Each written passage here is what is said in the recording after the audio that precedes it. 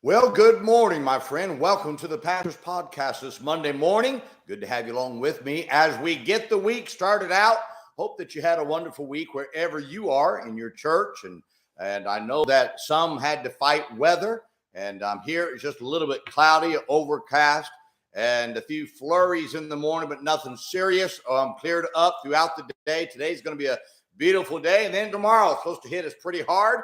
But I'm looking forward to a good day of serving the Lord, seeing what God can do. Had a great day in church yesterday.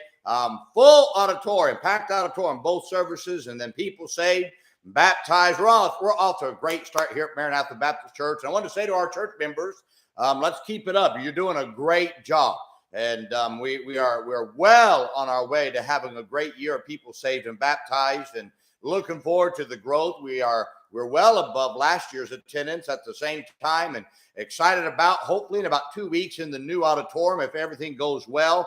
Looks like we're right there, and calling for some inspections this week. Pray for us if you would. Looking forward to that. Also want to encourage you now as we start getting closer to the month of February, to ask you to register for the Old Paths Conference if you're coming. I want you to join me this year and come to the conference. And I know there's some expense of getting here. There's no expense for the conference. It's free. I promise you, I believe with all my heart, you'll find it worthy of your investment. Okay, let me put it this way. What's the worth of an investment of seeing many lives change versus just a few? I believe if you come to this year's conference, you're going to see a whole lot of ways that you can increase your ability to see people saved, people baptized, the church to grow. Whether you're a lay person or a pastor, I'd encourage you to come, be a part of that. Let's see what God can do. Would you come? Register at the oldpathsconference.com and register now. Let's get it going. And I want you to make sure that you're coming for the conference. Well, today let's talk about avoiding the rich temptation, what we call the rich temptation.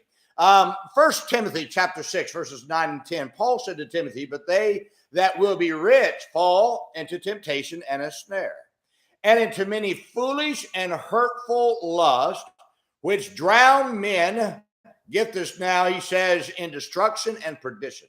For the love of money is the root of all evil, which while some coveted after, they have erred from the faith and pierced themselves through with many sorrows." Now, there are several misunderstandings about God's perception of riches and money. Now, God knows that we have to have money to live, but he also knows the danger that money can cause. So he cautions a young Timothy to be careful about how he focuses on money. Now, he gives us several lessons that we can learn as we read these two verses that I just read to you. First, God is not saying that being rich is a sin. Now, if being rich was a sin, many of the people that God used in the scriptures would be bad examples to follow.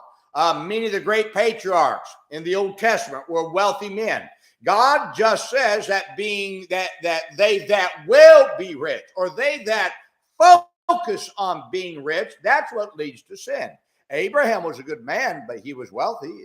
David was a wealthy man. Solomon was a wealthy man. We can go through the list of people who are wealthy in the scriptures. Now, Job was a wealthy man. Now, understand, it's not the wealth, the money that makes a person bad. It's the focus on it. Second, God's not saying that money is evil. So money in itself is not evil, but it's loving money that moves you to become an evil person.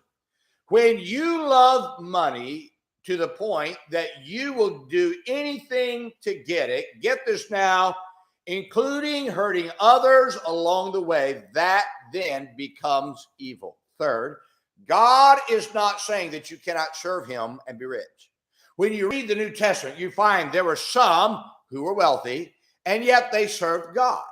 Now, you can be wealthy and serve God if you keep your focus right, which is on God. Fourth, God is saying that a focus on being rich leads to foolish and hurtful lust. Now, the reason the focus on being rich leads to foolish and hurtful lust is because you involve yourself in many schemes that will take your money and will hurt your ability to pay your bills. Now, many have gone after these get-rich-quick schemes, which has hurt their ability to pay their bills. Now, if you want to avoid foolish and hurtful lust, stop being focused on being rich.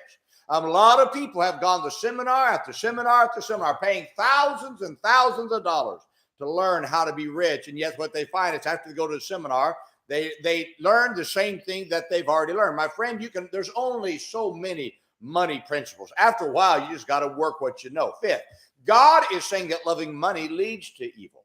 So loving money is looking at every person as a commodity to use to get money, no matter what you must do to them to get it. I like to put it this way.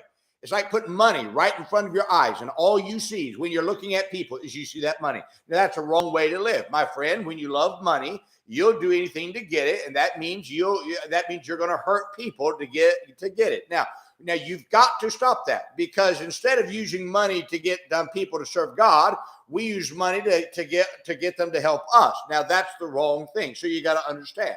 Now, 6, God's saying that loving money takes you away from the faith. You'll notice that those who love money erred from the faith. So when your whole desire is to make money, you won't care how much church you miss, how much Bible you read, or how many souls you've led to Christ, because those things become secondary to making money. Now, those who love money are willing to compromise whatever they believe and miss their spiritual duties of service for the sake of getting wealthy. And that's wrong. 7th, God is saying that loving money leads to many sorrows. The love of money and the focus on being rich has led many to regret and regret and sorrow, and a great mess that they have to clean up afterwards. Now, many have destroyed their relationships, their marriage, and their testimony for Christ and their walk with God, all for the sake of being rich.